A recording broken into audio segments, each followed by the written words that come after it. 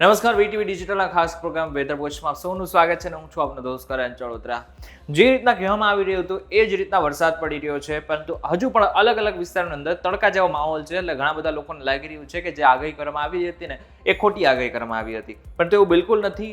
થોડોક સમયની અંદર જ ભારેથી અતિ ભારે વરસાદ અમુક વિસ્તારોની અંદર પડી શકે છે. કયા કયા વિસ્તારોની અંદર વરસાદ પડી શકે છે, અતિ ભારે વરસાદ પડી શકે છે, એની વાત આપણે આજના વિડીયોમાં કરી જ રહ્યા છીએ. મહત્વની વાત એ છે કે જે રીતના આપણે વિન્ડી સમજી રહ્યા છીએ તો એ પ્રમાણે જોવા જઈએ તો જે તમને લાલ કલરનો પટ્ટો દેખાઈ રહ્યો છે એ બધી જ જગ્યાઓ પર ભારે વરસાદની આગાહી કરવામાં આવી હતી અને એ જ પ્રમાણે અત્યારે વરસાદ પણ પડી રહ્યો છે. જો આખા દિવસની અત્યાર સુધીની વાત કરીએ ખાસ કરીને તો સુરત સહિતના મોટાભાગના વિસ્તારોમાં, નવસારી, વાપી, આ બધા જ વિસ્તારોની અંદર ભારે વરસાદ આવ્યો. નવસારીમાં તો માત્ર 10 મિનિટની અંદર જ એટલા બધા પાણી ભરાઈ ગયા કે જેને કારણે લોકોને લાગ્યું કે આવો વરસાદ તો ક્યારે નથી જોયો. પરંતુ હવે ધીરે ધીરે વારી છે અમદાવાદ સાઈડના અને સૌરાષ્ટ્ર કચ્છ સાઈડના વિસ્તારોની. મહત્વની વાત એ છે કે જો આજના દિવસના આખા દિવસની વાત કરીએ તો 31 તારીખે મહત્વની વાત એ છે કે ધીરે ધીરે જેવી રીતના સાંજ પડતી જશે એવી રીતના જે સિસ્ટમ છે એ ધીરે ધીરે ઉપર આવતી રહેશે અને લગભગ એ માની લેજો કે 1 વાગ્યાની આસપાસ અથવા તો 1 થી 4 વાગ્યા સુધીની, એટલે કે રાતની વાત કરી રહ્યો છું, રાત્રે 1 વાગ્યાથી લઈને 4 વાગ્યા સુધીની અંદર અમદાવાદમાં ભારેથી અતિ ભારે વરસાદ આવી શકે છે. મહત્વની વાત એ છે કે એ કેટલી કલાક રહી શકે છે. તો ખાલી માત્ર અમદાવાદ જ નહીં, જો અમદાવાદ આસપાસના વિસ્તારોની વાત કરીએ તો રાજકોટ સુધી મહત્વની વાત હોય છે, એટલે કે સૌરાષ્ટ્ર સુધી મોટા ભાગના વિસ્તારોની અંદર ભારેથી અતિ ભારે વરસાદ છે.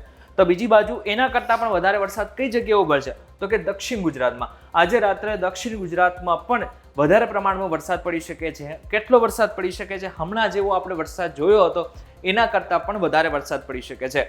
જો હવામાન વિભાગનું માનીએ તો અમુક જગ્યાઓ પર એક સાથે 8 ઇંચ કરતાં વધારે વરસાદ દેખાઈ શકે છે. એટલે સમજી શકીએ છીએ કે જે વરસાદની જે તીવ્રતા છે એ ખૂબ વધારે પ્રમાણમાં છે. હવે જો આગળની વાત કરીએ તો આગળના સમયમાં કયા કયા વિસ્તારોની અંદર કચ્છમાં પણ એ જ રીતે રાત્રે વરસાદ દેખાઈ શકે છે. આખા કચ્છની અંદર ખાલી ભુજ અને નલિયાને છોડીને જોવા જઈએ તો અમુક જગ્યાઓ પર ભારે વરસાદ દેખાઈ શકે છે, પરંતુ મહત્વની વાત તો એ છે કે ભુજ અને નલિયામાં પણ વરસાદ થોડો દેખાઈ શકે છે, વધારે પ્રમાણમાં વરસાદ નહીં દેખાય. જો રાજકોટના આસપાસના વિસ્તારોની વાત કરીએ તો રાજકોટ છે, ગોંડલ છે, ધોરાજી છે, મોરબી છે, ભાવનગર છે અને ખાસ કરીને ખંભાતની આસપાસના વિસ્તારોની અંદર પણ વરસાદ દેખાઈ શકે છે.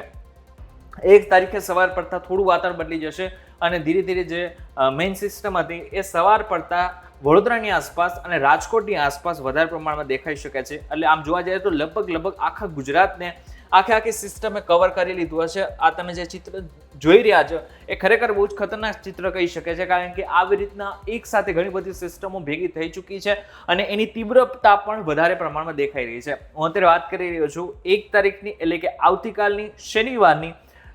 જોવા જઈએ તો 11 વાગ્યા પછીની જે સ્થિતિ હશે એ શું હશે, કયા કયા વિસ્તારોમાં વરસાદ આવી શકે છે, ભારે વરસાદ આવી શકે છે, એની વાત કરી રહ્યો છું. રાજકોટની આસપાસના વિસ્તારોની વાત કરીએ તો વધારે પ્રમાણમાં વરસાદ ત્યાં દેખાઈ રહ્યો છે અને બીજી બાજુ વડોદરાની આસપાસના વિસ્તારોમાં પણ વરસાદ વધારે પ્રમાણમાં દેખાઈ રહ્યો છે. રાજકોટની ઉપર મોરબી છે, જામનગર છે, ગોંડલ છે, આની આસપાસના વિસ્તારોમાં ખાસ કરીને ભારે વરસાદ છે અને 11 વાગ્યા સુધીમાં લગભગ એવું માનવામાં આવી રહ્યું છે કે જે વરસાદ છે એની તીવ્રતા ખૂબ વધી જશે. અને જો નીચે જોઈએ તો ખાસ કરીને ગઢડા છે, બોટાદ છે, જે જગ્યાઓ પર વરસાદ નથી પડ્યો એ જગ્યાઓ પર પણ ભારે વરસાદ પણ દેખાઈ શકે છે. ભાવનગર અને મહુવા સુધી 11 વાગ્યા સુધી વધારે વરસાદ દેખાઈ શકે છે. ઉત્તર ગુજરાતની વાત કરીએ તો ઉત્તર ગુજરાતમાં એવો તો વધારે પ્રમાણમાં વરસાદ નથી દેખાઈ રહ્યો, પરંતુ સ્થિતિ કઈ પણ રીતે બદલી શકે છે અને એનો જે વર્તાવ છે એ પણ બદલી શકે છે. એટલે બીજી બાજુ જો કચ્છની વાત કરીએ તો કચ્છમાં પણ એ જ રીતે છે. ભુજ, રાપર અને નલિયા એટલા વિસ્તારોની અંદર વીજળીના કડાકા ભડાકા સાથે વરસાદ દેખાઈ શકે છે. જેમ દિવસ આગળ વધતો રહેશે એમ સ્થિતિ બદલતી રહેશે. જોઈ શકો છો કે 4 વાગતા 5 વાગતા વડોદરાની આસપાસનો વિસ્તાર સતત એ છે રેડ ઝોનની અંદર આપણને દેખાઈ રહ્યો છે. 5-7 વાગતા થોડું આખો દિવસ વીતી જશે એ પ્રમાણે ધીરે ધીરે એની અંદર ખાસો એવો પલટો દેખાઈ શકે છે, પરંતુ 2 તારીખ સુધી કોઈ પણ રીતે વરસાદ ઓછો થાય આખા ગુજરાતની અંદર એવી શક્યતા ખૂબ ઓછી માનવામાં આવી રહી છે, કારણ કે આખા ગુજરાતની અંદર તમને દેખાતું હશે કે સિસ્ટમે ગરમોડી નાખ્યું છે ગુજરાતને અને આની અસર પણ આગળના સમયમાં બહુ જ વધારે પ્રમાણમાં દેખાઈ શકે છે. પરંતુ મહત્વની વાત તો એ છે કે 2 તારીખે સાંજ પડતા લગભગ વાતાવરણ ધીરે ધીરે ક્લિયર થતું જશે અને 3 તારીખે વાતાવરણ એકદમ સામાન્ય દેખાતું જશે. પણ એવું બિલકુલ નથી કે તમને જે રેડ કલર નથી દેખાતો એનો મતલબ એવું નથી કે વરસાદ નહીં પડે. અમુક જગ્યાઓ પર સારો વરસાદ પડી શકે છે, અમુક જિલ્લાઓની અંદર ભારે વરસાદ પણ પડી શકે છે. પરંતુ સાચવવાના દિવસો કેટલા છે? આજનો દિવસ એટલે 31 તારીખ 1 તારીખ અને 2 તારીખ આ 3 દિવસ આપણે બધાએ થોડું સાચવવાનું છે, કારણ કે આગળના સમયમાં જે વરસાદ છે એ ખૂબ વધારે પ્રમાણમાં આવી શકે છે. મહત્વની વાત તો એ છે કે જો સેટેલાઇટની તસવીર જોઈએ તો તે સેટેલાઇટની તસવીર એવું કહી રહી છે કે મુંબઈથી લઈને સૌરાષ્ટ્ર, દક્ષિણ ગુજરાત, મધ્ય ગુજરાત બધાને લગભગ વાદળોએ ઘેરી લીધું છે. અને સૌથી વધારે પ્રમાણમાં જે વાદળો છે એ આખા ભારતની અંદર માત્ર ગુજરાત અને મહારાષ્ટ્રમાં છે. એટલે જે સિસ્ટમ છે એ અત્યારે ગુજરાત ઉપર પહોંચી ચૂકી છે અને આગળના સમયમાં એની અસર પણ વર્તાઈ શકે છે. મહત્વની વાત તો એ છે કે ધીરે એક સિસ્ટમની પણ વાત કરી લઈએ કે જેની બહુ ઓછા લોકો વાત કરી રહ્યા છે. 4 ને 5 તારીખ આપણે જોઈએ તો આમ જોવા જઈએ ગુજરાતમાં બહુ શાંતિ છે, પરંતુ 5 તારીખ બાદ એક સિસ્ટમ ધીરે આગળ વધી રહી છે અને એની અસર પણ ક્યાંક ને ક્યાંક ગુજરાતમાં થશે. છેક તમને દેખાતું હશે કે તાઇવાનની આસપાસ એક સાયક્લોનની સિસ્ટમ સક્રિય થયેલી છે. આમ જોવા જઈએ તો આપણાથી તો ખાસ હજારો કિલોમીટર દૂર છે ગુજરાત, પરંતુ એની અસર કઈ રીતે થઈ શકે છે? જો બહુ જ વધારે પ્રમાણમાં સિસ્ટમ સક્રિય થાય છે, લો પ્રેશર સર્જાય છે કે પછી ડીપ ડિપ્રેશન સર્જાય છે, તો વાદળો છે, હવા છે, એ ખેંચાવાની શરૂઆત થઈ શકે છે અને એને જ કારણે ગુજરાતમાં છે એ વરસાદ એ સમયગાળા દરમિયાન ઓછો આવી શકે છે અને જેને જ કારણે ઘણા બધા વિસ્તારોની અંદર તડકો પણ દેખાઈ શકે છે. આ વાત માત્ર થોડાક દિવસ એટલે કે 1-2 દિવસ પૂરતી જ રહેશે, પરંતુ આ બાદ ખરેખર ફરીથી એકવાર જે ચોમાસું છે એ બેસી જશે.